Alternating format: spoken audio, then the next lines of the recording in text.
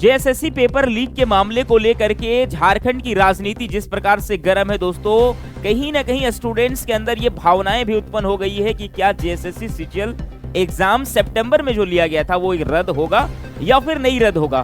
क्या सबूत उसके अभी हमारे जो है वो सामने आए हैं और किस प्रकार से छात्रगण ये समझ पाएंगे कि जेएसएससी सीजीएल 2023 वाली जो एग्जाम हुई थी वो रद्द हो जाएगी। आपको मैं बताते चलूं, जेएसएससी सीजीएल का एग्जाम एक बार जनवरी में हुआ था 28 जनवरी को और एक दूसरा एग्जाम होना था 4 फरवरी को। लेकिन 28 जनवरी को इतना ज्यादा धांधली उसमें हुआ कि पूरे उसके क्वेश्चंस वायरल हो गए थे एग्जाम से पहले ही। 2 दिन पहले क्वेश्चन वायरल हो गया था और उसी एजेंसी, जिस एजेंसी ने ये पेपर सेट किया था, उसी एजेंसी ने फिर से सितंबर में भी पेपर सेट किया।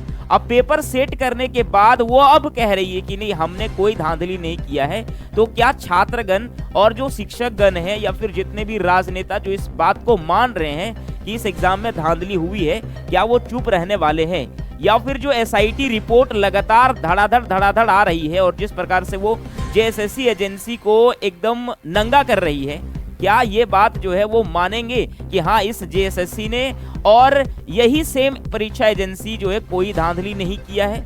आज के इस एपिसोड में हम लोग बात करेंगे कि क्या जेएसएससी सीजीएल जो सितंबर में एग्जाम हुई है वो रद्द होगा या फिर नहीं होगा। रद्द होने के जो है वो क्या क्या कारण उसके हैं जो जिस कारण से वो रद्द हो सकता है। आइए हम लोग जो है वो वीडियो की स्टार्ट करते हैं। जेएसएससी पेपर लीक हुआ, कैसे जेएसएससी पेपर लीक हुआ उसके सबूत हमारे सामने हैं। आज हमारे पास सबूत आ गए हैं और बहुत सारे सबूत जो है वो एसआईटी को भी जमा कर दिया गया है। दोस्तों, एसआईटी वही जो है वो एसआईटी है जो जनवरी 28 वाली जो एग्जाम हुई थी और उसका जो सर्वे कर रहे थे, लगातार जो इन्वेस्टिगेशन कर रहे थे, वही एसआईटी को फिर से सारे सबूत जमा कर दिए गए हैं। सबूत क्या है जो ये साबित करेगा कि सितंबर वाली एग्जाम को रद्द होनी चाहिए? तो उस सबूत में जो है वो बहुत सारे मोबाइल फोन्स, बहुत सारे स्क्रीनशॉट, व्हाट्सएप स्क्रीनशॉट, टेलीग्राम के जो है वो स्क्रीनशॉट, बहुत सारे चीज जो है वो उसमें जमा किए गए हैं। कुछ पेन ड्राइव में भी जो है वो मटेरियल्स जो है वो प्रूफ के तौर पे एसआईटी को जमा किया है। हम एसआईटी पे कितना भरोसा कर सकते हैं? क्या ये एसआईटी भरोसे के लायक है? जेएसएससी में जिस प्रकार से हमने सबूत को नहीं दिया, क्या ये एसआईटी को सबूत देने के बाद ये भरोसे के लायक है या फिर ये भी भरोसे के लायक नहीं है? तो आप लगातार देख रहे होंगे कि एसआईटी अपने काम को ठीक ठाक ढंग से कर रही है।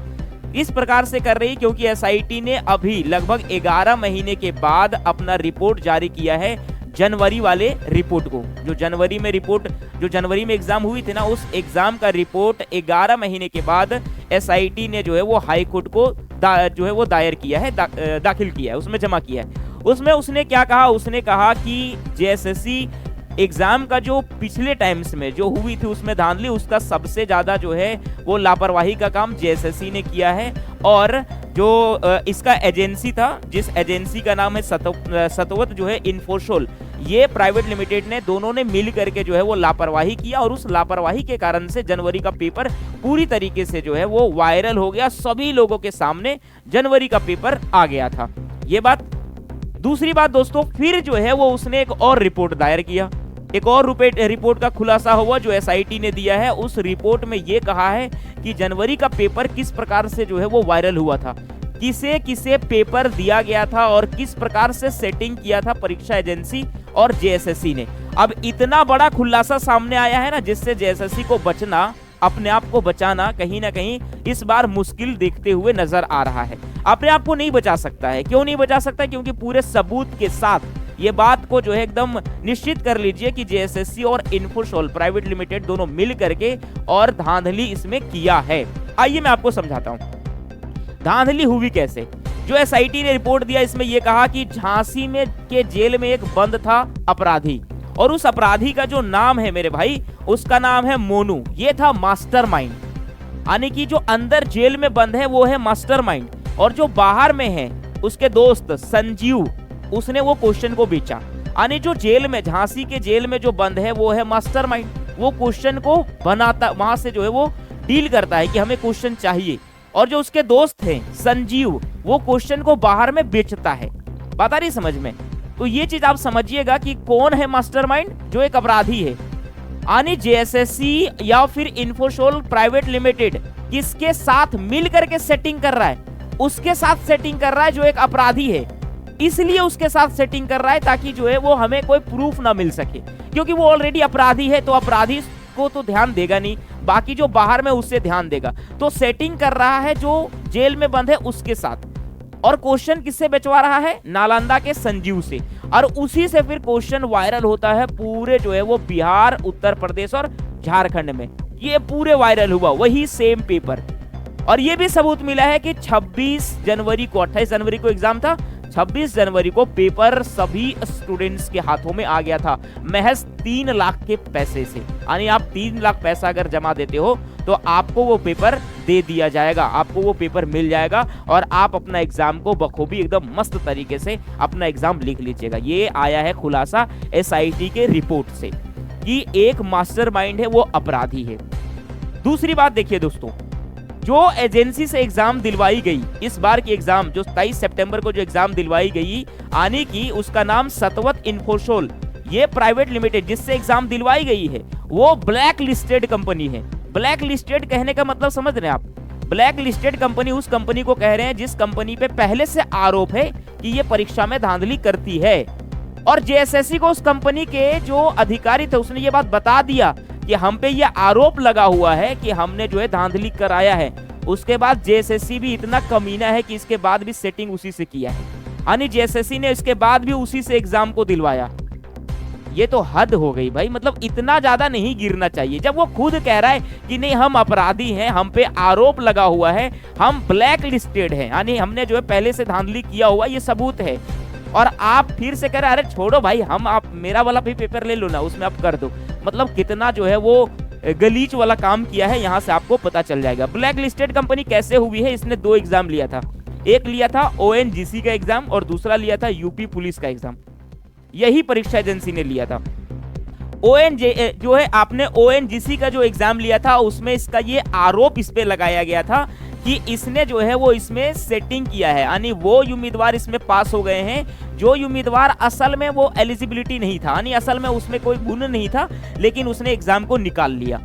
और एग्जाम को निकालने के बाद जो है वो इस पे आरोप लग गए। आरोप के बाद ये आरोप जो है वो ब्लैक लिस्ट में आ गया, यानी कि इस कंपनी को ब्लैक लिस्टेड कर दिया कि ये कंपनी जो है वो गलत है, ये एग्जाम में धांधली करवाती है। ये इस कंपनी को के जो है वो टैग लग गया इस प्रकार से। भले इसको देहरादून हाईकोर्ट ने बोला कि नहीं इस तरह से कोई भी धांधली नहीं हुई है। दूसरा इसने एग्जाम लिया यूपी पुलिस का एग्जाम, जो यूपी पुलिस का एग्जाम लिया उसमें भी इसने धांधली कर दिया। उसमें जो है वो इसका हैक कर दिया, यानी सिस्टम ही पूरा हैक हो गया और वहां से पेपर जो है वो बाहर से ही सारे पेपर का डील हो गया, यानी पेपर का आंसर बाहर से दे दिया गया। ये यूपी पुलिस का मामला है। अब जब यूपी पुलिस का मामला से जो है वो ये साबित हो गया कि आरोपी है, एक ओएनजीसी की परीक्षा से साबित हो गया कि आरोपी है, उसके बाद भी जेएसएससी को देने का क्या जरूरत था? जेएसएससी अगर अपने आप में सुरक्षित चाहती थी कि नहीं हम सुरक्षित रूप से एग्जाम लेना चाहते हैं, तो फिर उसने जो है वो क्यों दिया उसको पेपर बनाने के लिए? ये सवाल के घेरे में है।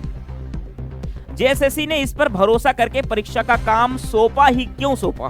बात तो ये है, इसलिए एसआईटी ने पेपर लीक के लिए जेएसएससी व परीक्षा एजेंसी सतवत इन्फोसोल को लापरवाही बताया है, यानी दोनों को गलती बताया है और दोनों ने धांधली किया है। लेकिन एसआईटी को जो सबूत दिया गया है, क्या एसआईटी भी अपने काम को प्रॉपर रूप से कर रही है? तो दोस्तों एसआईटी अभी भी 11 महीना हो गया है, जनवरी के एग्जाम हुए, 11 महीना होने के बावजूद भी एसआईटी ने अभी तक वो अपराधी को नहीं पकड़ पाया है जो मेन अपराधी इसका है। मतलब पटना का जो अतुल वत्स है उसको नहीं पकड़ पाया है, नालंदा का संजीव कुमार ये भी फरार है, बिहार विधानसभा का मार्शल रिजवान ये भी फरार है, और पलामू के रवि किशोर ये भी फरार है। यानी एसआईटी 11 महीना लगा दिया लेकिन अभी तक जनवरी के मामले को नहीं सलटा पाया है। उस एसआईटी को हमने सबूत दिया हुआ है, अब देखना यह होगा कि उस सबूत पे एसआईटी काम कितना जल्दी कर सकती है। 22 जनवरी को जो है वो हाईकोर्ट ने सुनवाई का डेट दिया है। उम्मीद है कि एसआईटी कुछ अपने तरफ से रिपोर्ट उसमें सबमिट करे और इसको और मजबूत बनाए और ये कैंसिल कराए। कैंसिल कराने का एक ही पॉइंट आप समझ लीजिए, वही परीक्षा एजेंसी का होना जो परीक्षा एजेंसी ब्लैक लिस्ट है, यानी जो परीक्षा एजेंसी आरोप में घेरा हुआ है, वही परीक्षा जो है वो परीक्षा का एजेंसी होना, ये सबसे बड़ी गलत बात है। और जेएसएससी का अपने आप का चोर होना ये साबित कर देता है कि चोर चोर मौसेरा भाई, यानी वो भी चोर आप भी चोर और आप दोनों मिल करके क्या किए हैं, इसमें चोरी मस्त एकदम जो है वो करवा दिए हैं। अब दूसरे एग्जाम में सितंबर में कितनी चोरी हुई है, कितने बात सही है, ये सारी जानकारी आपको 22 जो है वो जनवरी को मिल जाएगा, जब हाई कोर्ट में इसके रिपोर्ट्स खुलने लगेंगे। क्या सच्चाई है, वो जब सच्चाई सामने आने लगेगा तब जो है ये बातें हमें पूरी तरीके से कंप्लीट समझ में आ जाएगी। आज हमें कमेंट करके आप ये बताएंगे कि क्या जेएसएससी सीजीएल का एग्जाम रद्द होना चाहिए, क्योंकि इन्फोसोल प्राइवेट लिमिटेड ने जो है वो धांधली किया है, ये बात तय है। तो क्या ये रद्द होना चाहिए या नहीं होना चाहिए। दूसरी बात, जो परीक्षार्थी झारखंड में परीक्षा एग्जाम की तैयारी करते हैं, आपको क्या लगता है उसके भविष्य कितने सुरक्षित हैं? क्या आपको लगता है कि उसके भविष्य पूरे तरीके से सुरक्षित है? क्योंकि जिस प्रकार से धांधली हो रही है, क्या वो आने वाले भावी समय में कुछ अपना वो जिंदगी को जो है वो सेट कर सकते हैं या नहीं कर सकते हैं। तीसरी बात, आप ये बताएंगे कि ये वीडियो आपको कैसा लगा, इसको भी कमेंट में जरूर जो है वो लिखते हुए जाइएगा, और साथ ही साथ चैनल को सब्सक्राइब करना नहीं भूलिएगा। अपने दोस्तों तक शेयर कर दीजिए ताकि उन्हें भी जानकारी मिल जाए, और वीडियो लाइक कर दीजिए। धन्यवाद।